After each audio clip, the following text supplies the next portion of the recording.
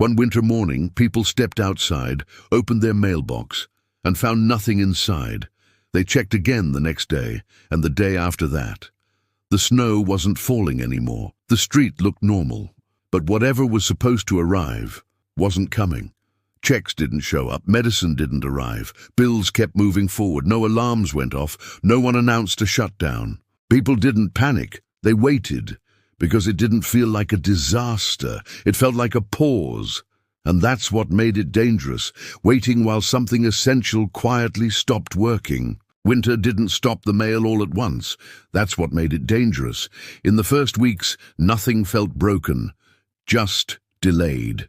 By early January, as snowstorms stacked across the Midwest and Northeast, the U.S. Postal Service began reporting temporary service interruptions in dozens of counties. Roads were technically open, trucks were technically running, but routes that normally took hours started taking days. In rural Ohio, Michigan, upstate New York, and parts of Pennsylvania, mail carriers were told to skip secondary roads and return with undelivered bags. At first, people shrugged it off. One missed day meant nothing. But then, a second delivery didn't come. Then a third. By mid-January, entire zip codes were receiving mail 2 or 3 times a week instead of 6, and in some towns, not at all. This wasn't a headline event. There were no emergency alerts, just empty mailboxes and a growing sense that time itself was starting to stretch. The numbers tell the story people felt but couldn't explain yet. In the winter of 1977 to 1978, over 200,000 postal delivery routes operated across the United States. As storms piled up and temperatures stayed locked below freezing, thousands of those routes were quietly suspended or rerouted. Mail trucks couldn't climb iced hills. Diesel fuel gelled in sub-zero temperatures. Sorting centers fell behind as absentee rates rose. Carriers couldn't get to work, even when they wanted to. By late January, some regional distribution hubs were reporting backlogs of millions of pieces of undelivered mail, stacked in bins, waiting for roads that wouldn't clear. That meant paychecks already earned were sitting still. It meant Social Security checks, the primary income for millions of elderly Americans at the time, were printed but not arriving. And it meant heating bills, loan notices, and medical correspondence continued moving in one direction only, toward people who couldn't receive them. What unsettled people wasn't just the delay, it was the silence around it. Winter had slowed mail before, everyone knew that. But this felt different. Radios began mentioning route suspensions instead of weather delays. Local post offices adjusted hours without explanation. Some doors stayed locked entirely, not because of strikes or shortages, but because there was no safe way for staff to reach the building. In towns where mail had always arrived, even during bad winters, the absence felt unnatural. Mailboxes remained shut for days, then weeks, metal doors creaking open in the cold, only to reveal nothing inside. No envelopes, no checks, no proof that the system was still moving. People didn't complain loudly. They waited. And that waiting mattered, because the longer winter held the roads, the more Americans began to realize that the mailbox wasn't just convenience. It was income, medication, communication, and confirmation that life was still advancing one day at a time. And as January dragged on and the snow refused to release its grip, that confirmation stopped arriving. By the time Americans understood the mail wasn't just late, the consequences were already stacking quietly behind closed doors. This was still a country built on paper. In the late 1970s, more than 90% of wages, government benefits, and bill notices were delivered by mail, not electronically. Direct deposit was rare. Online banking didn't exist. When envelopes stopped arriving, money didn't disappear. Access did.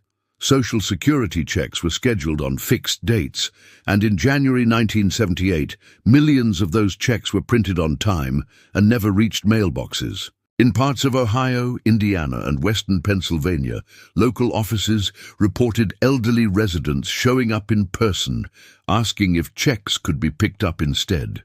Most couldn't. The mail wasn't being held nearby. It was frozen in motion somewhere between sorting centers and snowed-in roads. The delays didn't hit everyone evenly, and that made them harder to notice as a crisis. Urban neighborhoods might miss a day or two. Rural routes missed weeks. In farming communities and small towns, where mail trucks were the only daily connection to the outside economy, the absence was immediate. Feed suppliers waited for payments. Small businesses waited for invoices to be cleared. People who relied on mailed prescriptions found refills stuck in transit, sometimes hundreds of miles away, while local pharmacies ran out of stock. Heating oil confirmations arrived late, after tanks were already near empty. And while winter storms dominated the headlines, the quieter emergency unfolded indoors, where people counted days instead of inches. What made the situation worse was timing. January was the month when bills arrived all at once. Property taxes, heating statements, insurance notices. Those envelopes kept moving, even when outgoing mail slowed. People owed money they couldn't physically send. Late fees accumulated without anyone intending to miss a payment. Phone calls replaced letters, but phone lines were busy, offices overwhelmed, and answers inconsistent. Some were told their mail would resume next week. Others were told nothing at all. In several states, postal officials acknowledged that tens of millions of pieces of mail were backlogged nationally, but no one could say when they would be delivered. There was no single switch to flip. Clearing roads didn't clear sorting centers. Restarting routes didn't erase weeks of build-up. The pressure showed itself in small, revealing moments. People checking mailboxes multiple times a day, knowing nothing would be there. Neighbors asking each other if deliveries had resumed on their street yet. Elderly residents rationing cash because the check hadn't come, lowering thermostats further, waiting another day before calling for help. Winter had already made people careful with fuel and food. The mail delays made them careful with time. Each day without delivery pushed life slightly off schedule. Not enough to panic, but enough to feel wrong. And as January bled into February with no clear end in sight, Americans began to sense that winter hadn't just slowed the roads. It had quietly interrupted the invisible system that told them when life was supposed to move forward again. As the weeks stretched on, the absence of mail stopped feeling like an inconvenience and started feeling like isolation. Letters weren't just messages in the late 1970s, they were proof that people still existed beyond the snowbanks. When they stopped arriving, silence filled the gap. Families waited for updates from relatives in other states, unsure whether the delay meant weather or something worse. Businesses waited for signed contracts and confirmations that never showed up. Courts waited on documents that were already overdue the moment winter locked the roads. The system didn't collapse loudly. It stalled, piece by piece, in ways that didn't make the news but changed daily life. By February 1978, some regional postal centers were reporting delivery backlogs stretching 3 to 4 weeks. That meant a letter written before the worst storms hit might not be read until winter was already loosening its grip. In practical terms, it meant deadlines passed without acknowledgement, warnings arrived after consequences, and decisions were made based on information that was already outdated. People didn't know what they'd missed, only that something had slipped. That uncertainty weighed heavily, especially on those who lived alone. Elderly Americans depended on the mail not just for income, but for contact. Cards, letters, small signs that someone else was thinking of them. When weeks passed without anything arriving, the quiet felt different, lonelier, heavier. Small towns felt the strain first and longest. In places where one post office served entire counties, closures or reduced hours meant total disconnection. Residents drove miles on partially cleared roads just to find locked doors and handwritten notices taped to windows. Routes suspended, weather permitting, no dates, no guarantees. In some communities, local officials began keeping informal lists of residents who might need help, not because of flooding or fire, but because checks and medications hadn't arrived. Church groups and neighbors stepped in quietly, sharing rides, cash and supplies without calling it aid. Pride kept many from asking directly. Winter kept them from leaving. What made this period unsettling wasn't desperation, it was delay. People believed resolution was coming, so they postponed decisions. They waited one more day before calling a bank, one more day before borrowing money, one more day before admitting something was wrong, and winter exploited that patience. Each additional storm reset progress. Roads cleared and refroze, trucks moved and turned back. Mail that finally reached a local office sometimes sat there, unable to be delivered, while new bags arrived behind it. The backlog grew in layers, like snow itself. By the time deliveries resumed in some areas, the damage was already done. Accounts were overdue, prescriptions expired, legal deadlines were missed. None of it happened because people were careless. It happened because the system that normally carried time forward had paused without warning. The mailbox, once a small daily ritual, became a symbol of suspension, a reminder that winter hadn't just slowed movement, it had interrupted connection. And as February wore on, Americans weren't just waiting for mail anymore. They were waiting for confirmation that ordinary life still knew how to find them.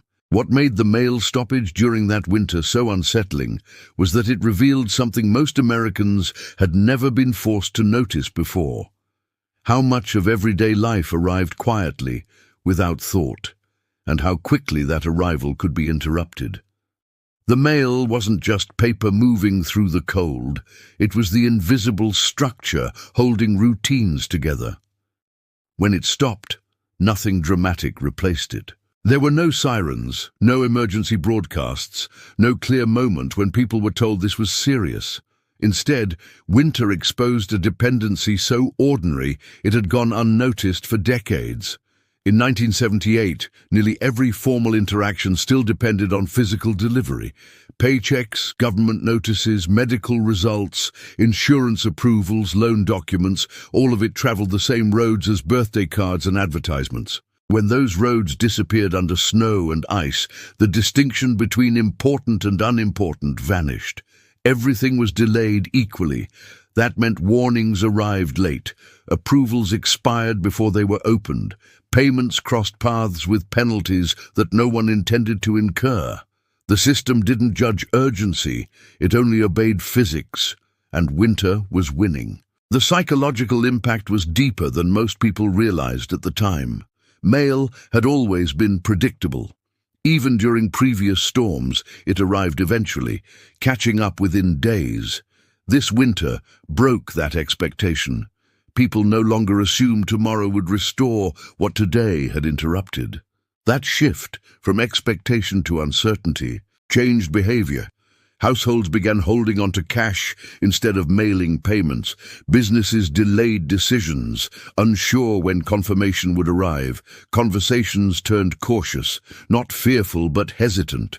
Winter didn't create chaos, it created hesitation, and hesitation spread quietly. For many elderly Americans, the interruption carried a sharper edge. In an era before online accounts and automatic deposits, the mailbox was the difference between independence and vulnerability.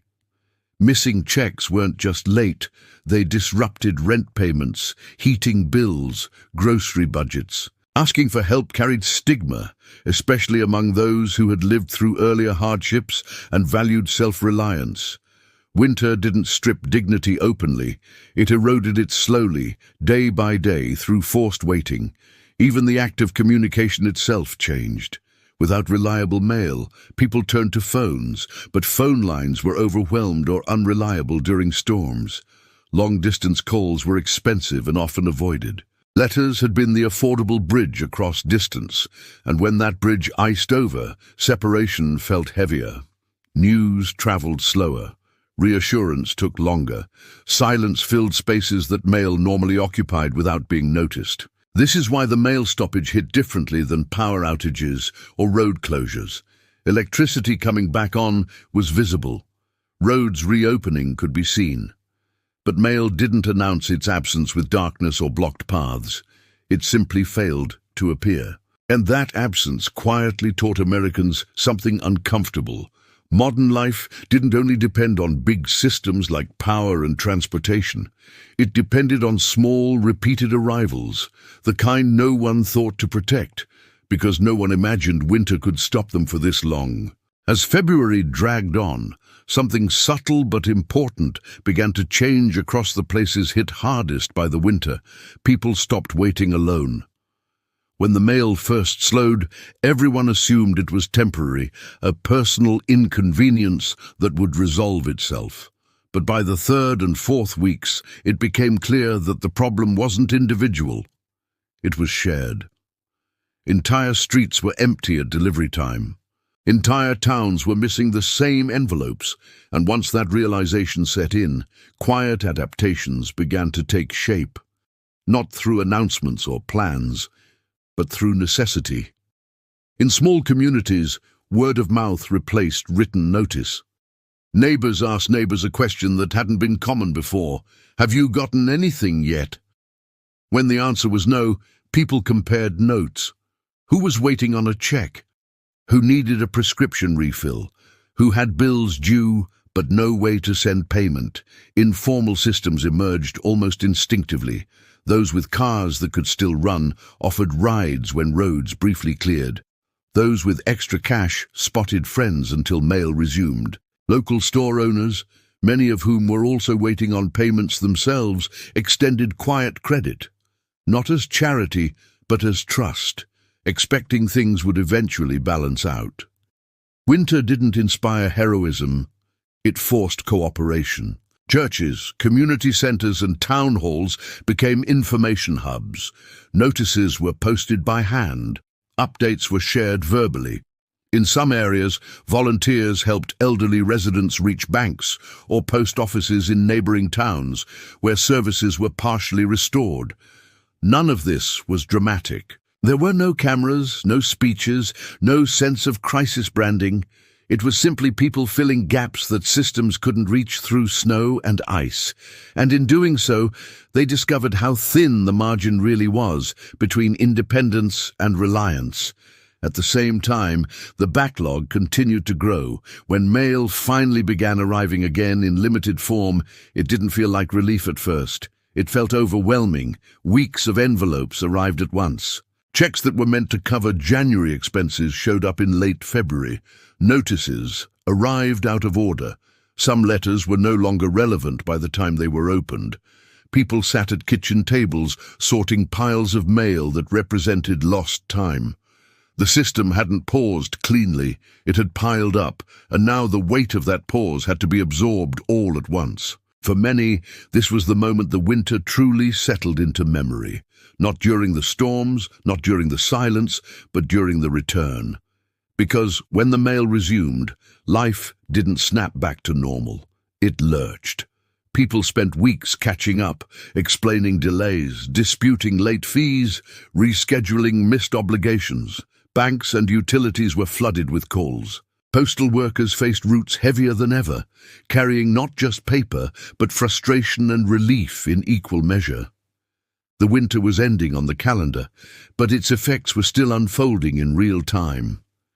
What stayed with people wasn't anger at the postal service or the weather.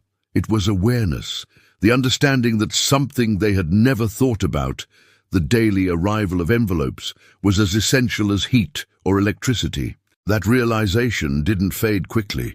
Long after roads cleared and routines resumed, many Americans checked the mailbox differently, not casually, but consciously, as confirmation, as proof that the line connecting them to the rest of the country was still intact. This is why the winter the mail stopped coming didn't become a famous disaster.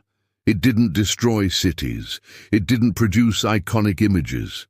It didn't end in a single moment, but it changed how people understood dependence. Winter had shown that modern life wasn't just supported by big, visible systems.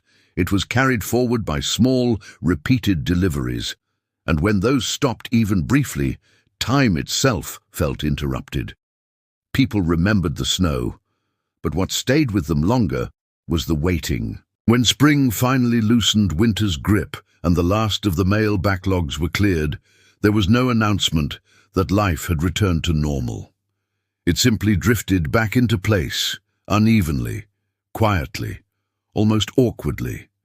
Delivery schedules stabilized, roads reopened, envelopes began arriving on time again, but the winter of waiting left behind something that didn't disappear with the snow, a lasting awareness of how fragile routine really was. People didn't talk about it much, because nothing had happened in the way disasters are supposed to happen. No explosions, no evacuations, no official countdown to recovery. Just a pause that lasted long enough to be remembered. In the years that followed, systems were adjusted, but not transformed. Postal routes were reviewed. Emergency access plans were discussed. But winter preparedness focused on roads and power, not arrival. Mail was expected to resume because it always had before. The lesson wasn't written into policy, it lived in memory. Older Americans carried it quietly, the same way they carried memories of other winters, as reference points, not warnings. When later storms disrupted delivery for a day or two, people noticed immediately. They compared it to that winter. They counted days again, even when the interruption was brief. What the winter truly exposed was not failure, but assumption. Americans had assumed that connection was guaranteed, that money, information, and reassurance would keep moving no matter what the weather did. That assumption had been invisible until it cracked. Winter didn't destroy the system. It showed that the system relied on conditions staying within a narrow range, and that outside that range, everyday life slowed in ways no one had planned for. The mail stoppage didn't feel like collapse, but it felt like vulnerability, and vulnerability is harder to forget. For those who lived through it, the memory surfaces in small moments: an empty mailbox after a storm, a delayed package, a missed delivery notice. These things still trigger a pause, a brief recalibration, because once you've experienced waiting without answers, you don't take arrival for granted again. You understand that what keeps life moving isn't just technology or infrastructure, it's continuity. And continuity can be disrupted without drama, without warning, simply by conditions that last a little longer than expected. That's why the winter the mail stopped coming matters now. Not because it was unique, but because it was ordinary. It showed how a modern country could remain intact and still feel cut off. How life could look normal from the outside while quietly stalling from the inside. The roads eventually cleared. The envelopes eventually arrived, but the winter left behind a subtle lesson that never fully faded. Systems don't need to collapse to fail you.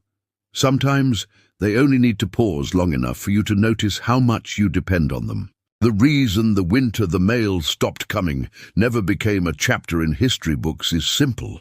It didn't leave ruins behind. There were no collapsed buildings, no flooded streets, no images dramatic enough to repeat every year on television. By the time spring arrived, the roads were open, the trucks were running, and the envelopes were back where they belonged. From the outside, it looked like winter had passed without consequence. But inside homes, something had shifted. People had learned, quietly and without ceremony, how close ordinary life lived to interruption. What made this winter easy to forget is the same thing that made it unsettling while it was happening. Nothing ever officially went wrong. Mail was delayed, not cancelled. Routes were suspended, not abandoned. Checks arrived late, not lost. Because there was no clear moment of failure, there was no clear moment of recovery either. Life resumed gradually, unevenly, and without closure. And without closure, memory faded. The waiting blended into other winters. The absence blended into routine, until it didn't. Years later, when storms closed roads again or deliveries slowed for a few days, older Americans felt the echo immediately. They counted days. They checked mailboxes more carefully. They remembered a time when waiting stretched too long and answers didn't come, not because anyone had failed them intentionally, but because winter had lasted longer than the system was built to handle.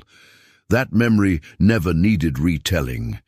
It lived in behavior. This is why the winter the mail stopped coming still matters, not as a disaster, but as a reminder.